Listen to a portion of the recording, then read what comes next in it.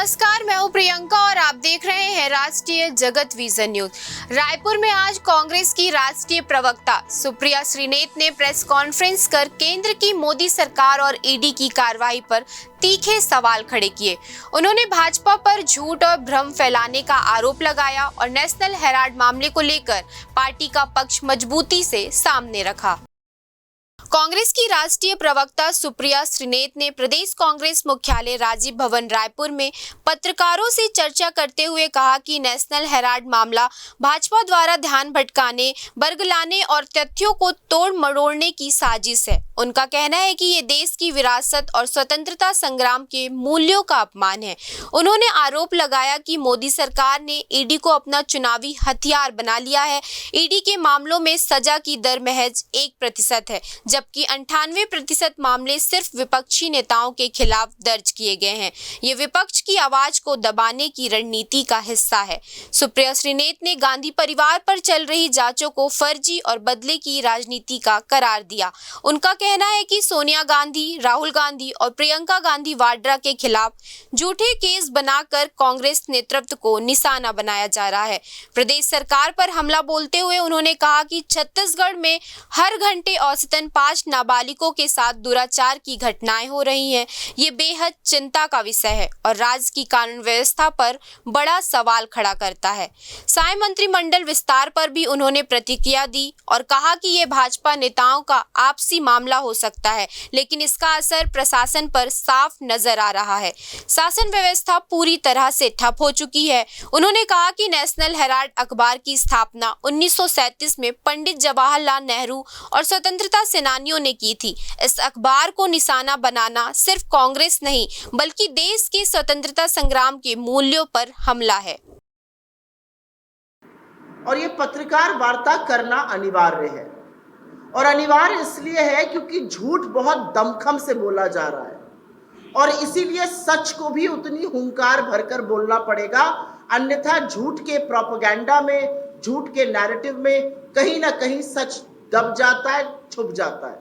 हम महात्मा गांधी की पार्टी हैं, तो हमें लगता है सत्य तो अंततोगत्वा सामने आएगा ही, और हर बार सामने आता है। हेराल्ड में जो चार्जशीट फाइल करी गई है, जो पूरा फर्जी बाड़ा है, जो पूरा बोगस केस है, उसके बारे में आपसे चर्चा करने आई हूं। लेकिन सर्वप्रथम एक टिप्पणी मैं देश के मौजूदा हालात पर और जिस तरह से एजेंसियों का दुरुपयोग किया जा रहा है उस पर जरूर करना चाहती हूं। आज इस देश में हालात ये हैं कि एनफोर्समेंट डायरेक्टरेट को बच्चा बच्चा इलेक्शन डिपार्टमेंट बीजेपी का बताता है। आज हालात ये है कि सीबीआई और इनकम टैक्स की साख डूब चुकी है। आज हालात ये है कि जिसके खिलाफ ईडी एक्शन लेती है उसको लगता है मैं सच की सही लड़ाई लड़ रहा हूं, अन्यथा बीजेपी मेरे खिलाफ एक्शन नहीं लेती।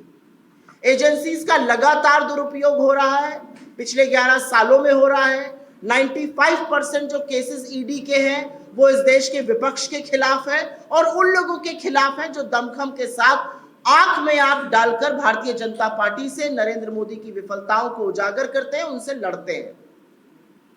तो सर्वप्रथम मैं थोड़ी सी, क्योंकि भ्रांतियां फैलाई गई हैं, उस पर चर्चा करना अनिवार्य समझती हूं और आपके सामने कुछ तथ्य रखना चाहती हूं। एजेएल क्या है, यंग इंडियन क्या है, उसमें सोनिया जी और राहुल जी का रोल क्या है, क्या केस है, यह बताना जरूरी है। तो अगले 5-6 मिनट मैं आपसे अपेक्षा करती हूं कि अगर आप मेरी बात थोड़ी ध्यान से सुने तो अपने आप थोड़ी भ्रांतियां खत्म हो जाएंगी।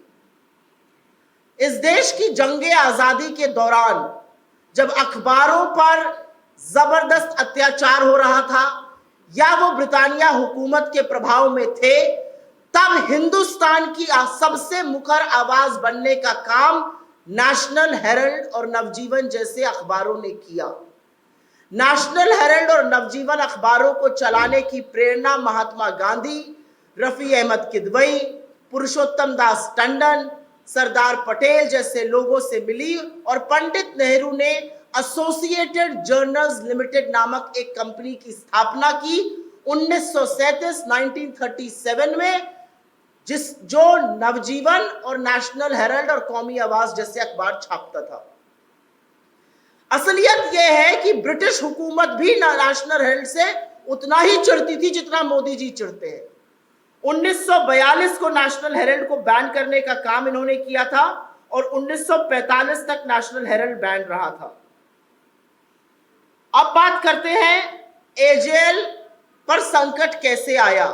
एसोसिएटेड जर्नल्स लिमिटेड, जिसकी स्थापना आजादी के महानायकों ने की थी, क्योंकि ये एक नॉट फॉर प्रॉफिट पेपर था और ब्रिटिश हुकूमत से लड़ रहा था, जाहिर है ये फाइनेंशियल क्राइसिस से गुजरा।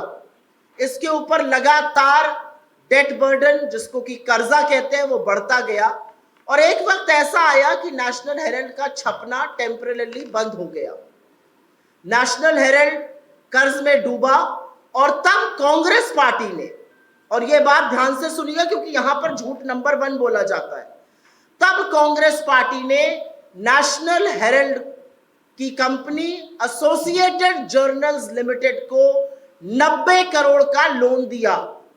यह लोन एक साथ नहीं दिया गया, यह लोन 100 बैंक ट्रांजैक्शन और चेक के माध्यम से दिया गया। इसका सारा ब्यौरा, इसका स्टेटमेंट हमारे जो पार्टी का स्टेटमेंट है उसमें है, जो पीपल्स ऑफ रिप्रेजेंटेशन एक्ट के अंतर्गत हम हर साल ईसी को देते हैं। यह लोन 90 करोड़ का था, 100 बैंक ट्रांजैक्शंस और चेक के माध्यम से दिया गया। लेकिन क्योंकि एजेएल पर बहुत ज्यादा कर्ज था, और इस लोन का क्या उपयोग हुआ, इस लोन से एजेएल के जो कर्मचारी थे उनको वीआरएस का पैसा, उनका प्रोविडेंट फंड, उनकी ग्रेच्युटी, उनकी रुकी हुई सैलरी, इलेक्ट्रिसिटी बिल इत्यादि पे किए गए। लेकिन कोई भी कंपनी, और आप में से जो थोड़ा बहुत आर्थिक जगत से संबंध रखते हैं, कोई भी कंपनी अगर कर्ज के तले दबी हुई है तो वो नहीं चल सकती है। लेकिन उसको बोलने से पहले मैं आपको पहला झूठ बता देती हूँ। पहला झूठ ये बोलते हैं कांग्रेस पार्टी पैसा कैसे दे सकती है। ये मामला 2012 में पूरी इलेक्शन कमीशन की बेंच के पास गया और पूरी इलेक्शन कमीशन की बेंच ने रूल किया कि कांग्रेस पार्टी ये लोन दे सकती है, इसमें किसी नियम और कानून का उल्लंघन नहीं हुआ है। This is an order from the complete bench of the election commission. ये पहला झूठ यहीं पर ध्वस्त होता है क्योंकि झूठ ये जोर से बोला जाता है। खैर, इस कर्ज को, 90 करोड़ के कर्ज को कर्मचारियों को देने में, बिल चुकाने में इस्तेमाल किया गया। लेकिन क्योंकि कंपनी पर कर्ज इतना ज्यादा था, वो ऑपरेशन नहीं कर सकती थी। इस पूरे मामले में सुब्रमण्यन स्वामी इलेक्शन कमीशन गए और जैसा कि मैंने पहले आपको बताया था, इलेक्शन कमीशन ने रूल किया इसमें कोई धांधली नहीं है, कांग्रेस पार्टी ये पैसा दे सकती है। उसके बाद सुब्रमण्यन स्वामी ने बीजेपी के इलेक्शन डिपार्टमेंट, एनफोर्समेंट डायरेक्टरेट को लगातार मनी लॉन्ड्रिंग का केस लिखने की चिट्ठियां लिखी। एनफोर्समेंट डायरेक्टरेट ने इस मामले को देखा, 2-3 बार इसकी सर्वेक्षण हुआ और एनफोर्समेंट डायरेक्टरेट ने 2014 में, 2015 में मोदी जी की सरकार बनने के बाद कहा इसमें कोई भी मनी लॉन्ड्रिंग नहीं है। और यह कितनी हास्यास्पद बात है कि यह पूरी चार्जशीट उस केस में दायर हुई है, मनी लॉन्ड्रिंग के चार्जेस लगाए गए हैं, जहां पर एक पैसे का लेन देन, एक प्रॉपर्टी का इधर से उधर, एक प्रॉपर्टी का या एसेट ओनरशिप ट्रांसफर नहीं हुई है। खैर, एनफोर्समेंट डायरेक्टरेट ने कहा इसमें कोई मनी लॉन्ड्रिंग केस नहीं है। यह अलग बात है कि उस डायरेक्टर को तुरंत बीजेपी ने 2015 में हटा दिया, तब डायरेक्टर कटोच थे, उनको हटाकर स्पेशल डायरेक्टर अपने लोगों को डालने की कोशिश हुई। वो डायरेक्टर जिनको तमाम बार एक्सटेंशन मिला और उनका क्या आर्थिक पृष्ठभूमि है मुझे नहीं पता, लेकिन आज वो पीएम की इकोनॉमिक एडवाइजरी काउंसिल में मिश्रा जी मेंबर है। तो ये सारा घोलमाल बीजेपी ने किया। खैर, ये पहली चार्जशीट ईडी ने दायर करी है किसी विपक्ष की नेता के खिलाफ। 2014 के बाद से, प्रत्यक्षम किम प्रमाणम, 2014 के बाद से लगातार झूठे मुकदमे विपक्षी नेताओं के खिलाफ चलाए जा रहे हैं। 95% केसेस विपक्षी नेताओं के खिलाफ चलते हैं। कमाल की बात यह है कि उनमें से अगर कोई भी एक विपक्षी नेता आपके वॉशिंग मशीन में नहाकर आपका गंगा जल और आपके सर से धुलकर निकल आता है, आपका पटका पहन ले, तो वो तो भाई उससे अच्छा कोई है ही नहीं, उसको आप गले लगा लेते हैं। चाहे वो हेमंत बिस्व शर्मा हो, चाहे वो नारायण राणे हो, चाहे वो मुकुल रॉय हो, चाहे वो शुभेंदु अधिकारी हो, चाहे वो येदुरप्पा, कोई भी हो, आपसे जिसने गले मिल लिया उसके खिलाफ ईडी अपना केस बंद कर देती है और बाकियों के खिलाफ ईडी जाती है। क्या यह अचंभे की बात नहीं है कि जहां चुनाव अनाउंस हुआ विपक्ष के घर ईडी, जहां बड़ी जिम्मेदारी मिली ईडी के छापे। आपको ये कोइंसिडेंस लग रहा है? मोदी जी की किरकिरी सबसे ज्यादा कांग्रेस पार्टी से है और मोदी जी वस्तुतः राहुल गांधी से परेशान रहते हैं, क्योंकि राहुल गांधी बाकी लोगों की तरह लेश मात्र भी आपके साथ समझौता करने को किसी मुद्दे पर तैयार नहीं है। वो इस देश के युवाओं के लिए, इस देश के भविष्य के लिए, इस देश के पिछड़े दलित आदिवासियों के लिए उसी प्रखरता से सवाल पूछेंगे जो आज तक पूछते आ रहे हैं। मैं आशा ही करती हूं कि यहाँ के जो डेप्यूटी चीफ मिनिस्टर हैं, जो उप मुख्यमंत्री हैं, वो थोड़े पढ़े लिखे होंगे और आर्थिक मामलों में थोड़ी सी अपनी दखल रखते होंगे और थोड़ा सा राजनीति को समझते होंगे। अगर समझते तो इस तरह की बात नहीं करते। अगर आप लोग भी शायद तथ्य जानते तो आप उनसे पूछते कि आप ये सफेद सपाट झूठ क्यों बोल रहे हैं? आप कौन हैं? क्या आप पीपल ऑफ रिप्रेजेंटेशन एक्ट से बड़े हैं? क्या आप चुनाव आयोग से बड़े? क्योंकि चुनाव आयोग की पूरी बेंच ने इस पर अपना जजमेंट 2012 में दिया है।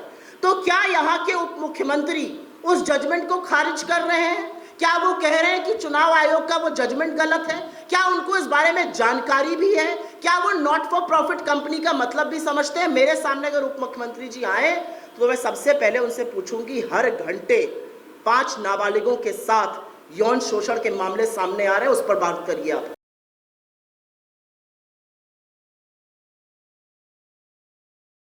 फिलहाल इस खबर में इतना ही। देश प्रदेश की खबरों से अपडेटेड रहने के लिए हमारे चैनल को सब्सक्राइब करें। नए खबरों की नोटिफिकेशन के लिए बेल आइकॉन जरूर दबाएं। नमस्कार।